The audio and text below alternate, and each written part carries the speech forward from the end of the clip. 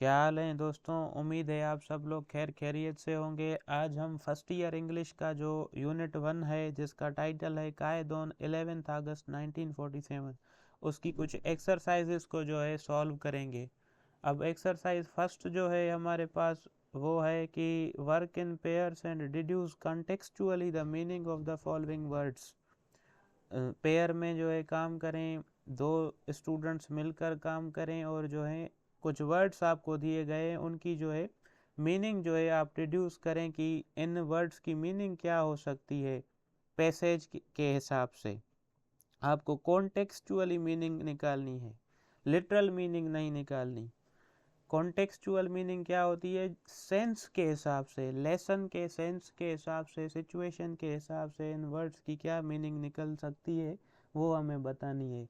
हमें जो है इनकी डिक्शनरी बेस्ड मीनिंग नहीं बतानी, हमें ये बताना है कि इस लेसन में इन वर्ड्स की जो है मीनिंग क्या है। तो चलिए हम जो है इस एक्सरसाइज को सॉल्व करते हैं। सबसे पहला जो वर्ड हमारे पास है वो है अनप्रेसिडेंटेड। अनप्रेसिडेंटेड। अब अनप्रेसिडेंटेड की मीनिंग इस लेसन के हिसाब से क्या होगी? इस लेसन के हिसाब से इसकी जो मीनिंग होगी वो होगी न्यू या फिर ओरिजिनल या फिर अनफॉलोड। सो इसकी जो है मीनिंग्स ये जो है हो सकती हैं। एक ऐसी रेवोल्यूशन जो बिल्कुल न्यू है। अनफॉलोड यहाँ पर थोड़ा सा इरेलीवेंट लग रहा है इसलिए हम इसे रिमूव कर देते हैं। न्यू या ओरिजिनल, एक ऐसी रेवोल्यूशन कायदे आज़म कहते हैं पाकिस्तान की क्रिएशन को जो बिल्कुल न्यू है, ओरिजिनल है और शायद इससे पहले जो है कभी ऐसी रेवोल्यूशन नहीं आई। उसके बाद सेकंड वर्ड है सावरन। सावरन की जो मीनिंग होगी वो होगी ऑटोनोमस, मीन्स खुद मुख्तियार, जिसके ऊपर किसी चीज़ का कंट्रोल ना हो। उसके बाद मॉन्स्टर है। मॉन्स्टर की मीनिंग होती है डेविल या इविल, शैतान। या फिर मॉन्स्टर की जो है डेविल और इविल जो है मीनिंग्स हो सकती हैं इस पैसेज के हिसाब से। और नेक्स्ट में हमारे पास है स्टारवेशन। स्टारवेशन भूख को कहते हैं, इसकी मीनिंग हंगर होगी। क्लासल।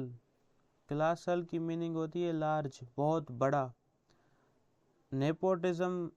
नेपोटिज्म की मीनिंग होती है फेवरेटिज्म, किसी को जो है फेवर देना फैमिली के बुनियाद पर, रिलेशनशिप के बुनियाद पर।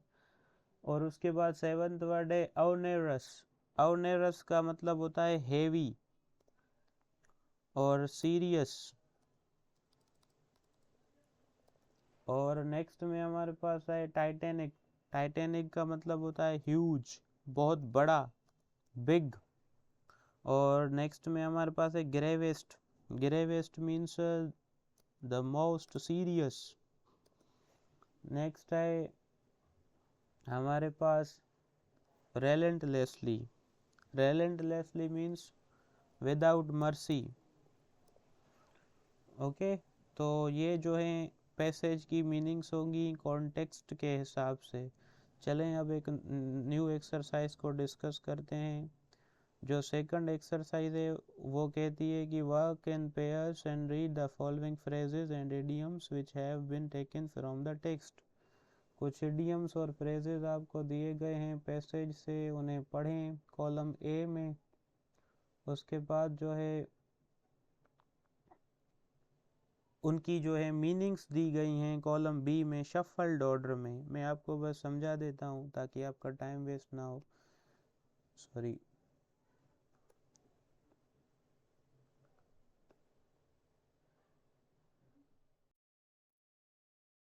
तो कॉलम ए है जो, उसमें जो है हमारे पास कुछ इडियम्स और फ्रेजेस हैं जो टेक्स्ट से ही उठाए गए हैं। और जो कॉलम बी है उनकी मीनिंग है, मगर वो जो मीनिंग है वो शफल्ड ऑर्डर में है, करेक्ट ऑर्डर में नहीं है। तो हमें ये बताना है कि जो पहला फॉर एग्जांपल फ्रेज है या फिर जो है इडियम है उसकी मीनिंग जो है सेकंड कॉलम पर कहाँ पर है, ए पर है, बी पर है, सी पर है, डी पर है, तो हमें ये जो है बताना है। तो चलिए मैं आपको बता देता हूँ।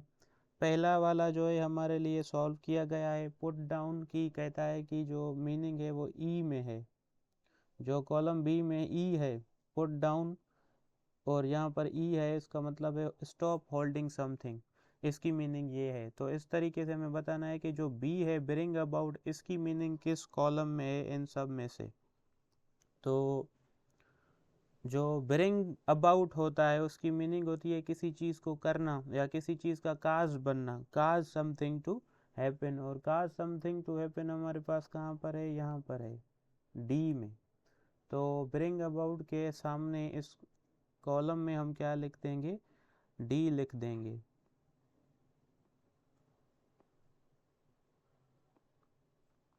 तो यहाँ पर डी होगा। ओके, नेक्स्ट में हमारे पास है गो थ्रू। गो थ्रू का मतलब होता है रीड और एग्जामिन थॉरोली। ये जो जे है लास्ट में, गो थ्रू के सामने हम जे लिख देंगे। नेक्स्ट हमारे पास है fourth, conferred upon. Conferred upon का मतलब होता है हमारे पास, तो and let me check. Conferred upon का हमारे पास जो मतलब होता है वो होता है ग्रांट समथिंग। ओके, सो फोर्थ का जो होगा वो यहाँ पर ए होगा। नेक्स्ट हमारे पास है बाउंड टू, फिफ्थ, और बाउंड टू का मतलब होता है be certain to, be certain to, यहाँ पर बी लिख देंगे। उसके बाद with an iron hand, sixth, तो sixth with an iron hand का मतलब होता है विद फुल फोर्स, और विद फुल फोर्स कहाँ पर है, एच पर है, तो इसके सामने हम एच लिख देंगे। नेक्स्ट में है टू टैकल द मॉन्स्टर। तो टैकल द मॉन्स्टर का मतलब होता है टू डील और फेस ग्रेट प्रॉब्लम, जो कि एफ है, तो सेवेंथ के सामने हम एफ लिख देंगे। नेक्स्ट है bring to bear. Bring to bear का मतलब होता है इनमें से with full force, sorry with full force नहीं होगा, bring to bear, bring to bear का मतलब होता है, ब्रिंग टू बियर का मतलब होता है to have an effect of something, तो इसके सामने हम जी लिख देंगे। नेक्स्ट है to bury the hatchet, to bury the hatchet का मतलब होता है to end fight, to make peace, तो इसके सामने हम सी लिख देंगे। और नेक्स्ट है tenth, to lead someone to, तो इसका मतलब होता है encourage to do an unexpected task, किसी को जो है कोई काम करने के लिए इनकरेज करना, तो यहाँ पर हम आई लिख देंगे। तो ये भी हमारी एक्सरसाइज सॉल्व हो गई। उसके बाद हम एक न्यू एक्सरसाइज को सॉल्व करेंगे। एक्सरसाइज 3 हमने ऑलरेडी डिस्कस की है एक दूसरे वीडियो में, उसकी लिंक आपको इसकी डिस्क्रिप्शन में मिल जाएगी।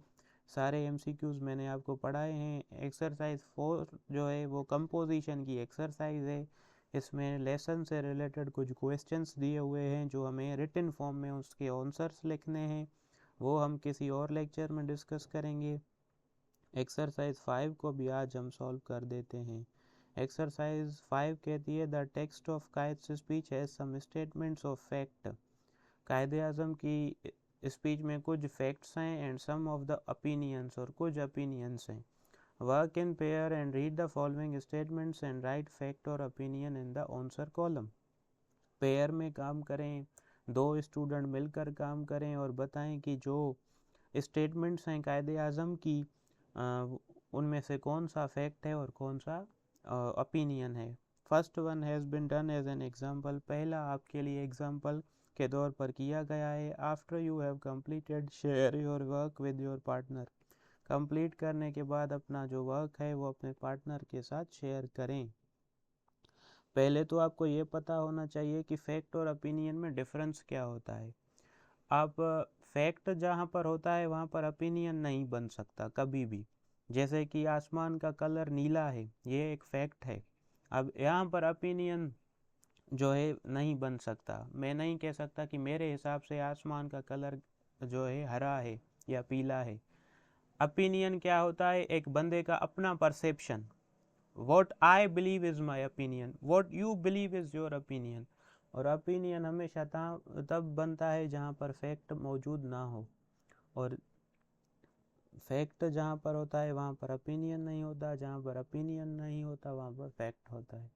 तो चलिए स्टार्ट करते हैं सेकंड से। फर्स्ट आपके लिए हुआ है the Quaid-e Azam was president of first constituent assembly, ये फैक्ट है। तो यहाँ पर मैं नहीं कह सकता कि मेरे हिसाब से जो पहले प्रेसिडेंट थे कॉन्स्टिट्यूंट असेंबली के वो लियाकत अली खान थे। और नेक्स्ट है hope that with your support we will make this constituent assembly as an example. मुझे उम्मीद है कि आपकी सपोर्ट के साथ हम इस कॉन्स्टिट्यूंट असेंबली को एक एग्जाम्पल बनाएंगे। पाकिस्तान की कॉन्स्टिट्यूंट असेंबली दूसरी दुनिया के लोगों के लिए मिसाल बनेगी। ये कायदे आज़म का ओपिनियन था, हो सकता है ऐसा ना भी हो। और एक बात यह है कि ओपिनियन को डिनाई किया जा सकता है, फैक्ट को डिनाई नहीं किया जा सकता। और नेक्स्ट हमारे पास है first duty of government is to maintain law and order. पहली जो ड्यूटी है गवर्नमेंट की वो ये है कि लॉ एंड ऑर्डर को मेंटेन करना, ये एक फैक्ट है। और हमारे पास नेक्स्ट है all kinds of inhabitants are living in the subcontinent. Different किस्म जो है किस्मों के जो लोग हैं वो सब कॉन्टिनेंट में रह रहे हैं। तो ये भी जो है एक फैक्ट है। Nepotism and jobbery are social evils. Nepotism और जॉबरी सोशल इविल्स हैं, ये ओपिनियन है। कायदे आज़म के हिसाब से ये इविल है, मगर जो लोग नेपोटिज्म और जॉबरी के थ्रू जॉब्स लेते हैं, एडवांटेजेस लेते हैं, उनके लिए ये इविल्स नहीं है। तो ये हर किसी की अपना ओपिनियन है। The mighty revolution that has taken place is unprecedented. तो ये भी जो है एक फैक्ट है हिस्ट्री का, एक ओरिजिनल एक न्यू रेवोल्यूशन है। तो ये जो है हमारी एक्सरसाइज 5 थी। इसकी मज़ीद एक्सरसाइजेज हम नेक्स्ट लेक्चर में डिस्कस करेंगे। Thanks for watching.